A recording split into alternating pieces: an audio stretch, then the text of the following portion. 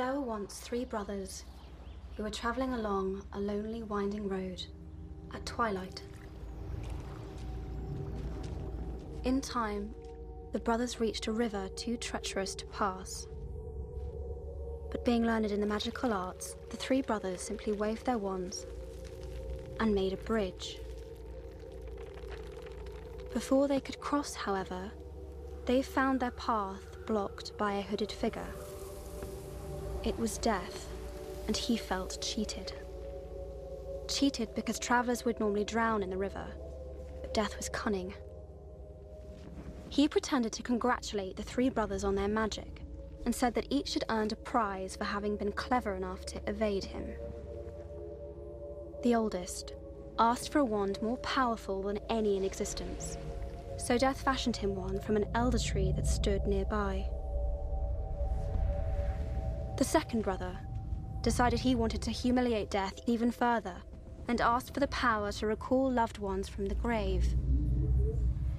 So Death plucked a stone from the river and offered it to him. Finally, Death turned to the third brother. A humble man, he asked for something that would allow him to go forth from that place without being followed by Death. And so it was that Death reluctantly handed over his own cloak of invisibility. The first brother traveled to a distant village, where with the elder wand in hand, he killed a wizard with whom he had once quarreled. Drunk with the power that the elder wand had given him, he bragged of his invincibility. But that night, another wizard stole the wand and slit the brother's throat for good measure.